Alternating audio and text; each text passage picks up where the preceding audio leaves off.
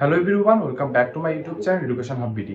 আজকের ভিডিওতে আমরা জানবো যে কেন নবম পে স্কেলটি ঈদের আগে বাস্তবায়ন না হয় ঈদের পরে বাস্তবায়ন হচ্ছে, এটি কবে নাগাদ বাস্তবায়ন হতে পারে এবং আমাদের নতুন যে অর্থমন্ত্রী রয়েছেন আমির খসরু মাহমুদ চৌধুরী, তিনি পে স্কেল বাস্তবায়ন নিয়ে কি জানিয়েছেন।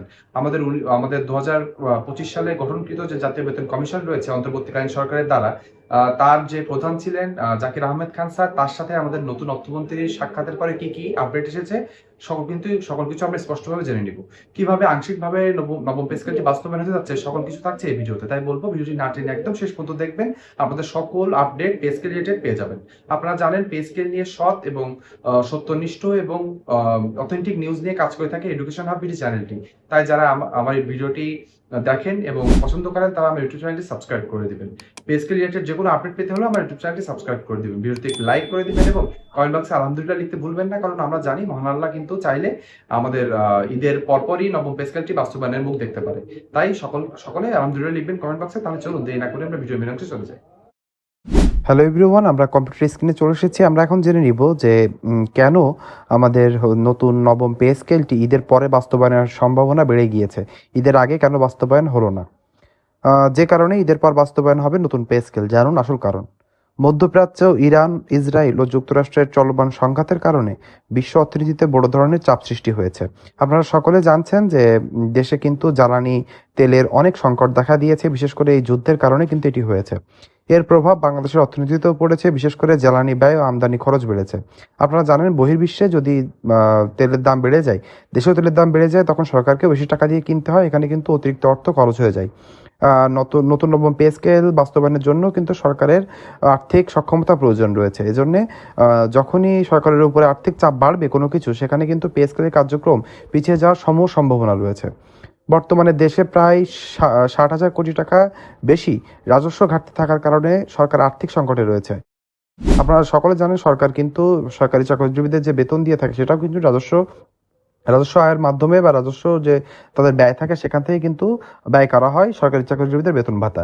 এখন যদি এই রাজস্ব রাজস্ব যেটা আয় করবে সেটাই তো ব্যয় করতে হবে, তো রাজস্ব আয় ঘাটতি রয়েছে 60,000 কোটি টাকা। আমরা জানি নতুন নবম পে স্কেলটি দ্বিগুণ আকারে বেতন যদি বৃদ্ধিও করা হয়, সেখানে দরকার পড়বে 70,000 কোটি টাকা থেকে 1,00,000 কোটি টাকা পর্যন্ত। তাহলে বুঝতে পারছেন সরকারের উপরে ব্যাপক চাপ পড়বে।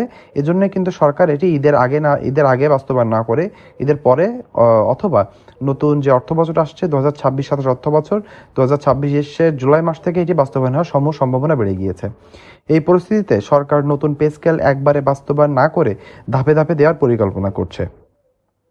অর্থ মন্ত্রণালয়ের কর্মকর্তাদের মতে বর্তমান অর্থনৈতিক চাপের কারণে ঈদের আগে বাস্তবায়ন কঠিন হতে পারে। কেননা আমরা বলেই দিয়েছি কিন্তু যে ঈদের আগে আর মাত্র কয়েকদিনের কর্মদিবস রয়েছে। আজকে মাত্র 12 তারিখ, আর এরপরে আর সময়ই নাই বলতে গেলে, আর 3-4 দিন হাতে রয়েছে। তার আগে কিন্তু নতুনভাবে নবম পে স্কেল বাস্তবায়ন হওয়ার কোনো সুযোগই তারা দেখছে না। তাই নতুন পে স্কেল বাস্তবায়ন ঈদের পর শুরু হতে পারে বলে আলোচনা চলছে। অর্থমন্ত্রী জানিয়েছেন পে স্কেলের সুপারিশগুলো এখনো পর্যালোচনা ও হিসাব নিকাশের পর্যায়ে রয়েছে। দেশের ট্যাক্স জিডিপি রেশিও কম হওয়ায় সরকারকে ব্যয় ব্যবস্থাপনায় সতর্ক হতে হচ্ছে। আমরা কিন্তু স্পষ্টভাবে জানি যে বাংলাদেশ কিন্তু এশিয়া মহাদেশের যে দেশগুলো রয়েছে তার ভিতরে সর্বনিম্নে রয়েছে ট্যাক্স জিডিপি রেশিওতে। এখানে মানুষজন ট্যাক্স দিতে কম আগ্রহ প্রকাশ করে। এর কারণও আছে, কারণ দেশে কিন্তু দেখা যায় যে দুর্নীতি রন্ধ্রে রন্ধ্রে রয়েছে। সরকারের কাছে নিজের যে অর্থ রয়েছে, ইনকাম করা অর্থ, সেটা কিন্তু দেশের মানুষজন দিতে ভরসা পায় না। এজন্যই কিন্তু এমন ট্যাক্স জিডিপি রেশিওর এমন অবস্থা। তবুও আমরা চাই যে সরকারি চাকরিজীবীদের দীর্ঘদিন ধরে যে আশা আকাঙ্ক্ষা রয়েছে সেটি যেন বাস্তবায়ন হয়ে যাক।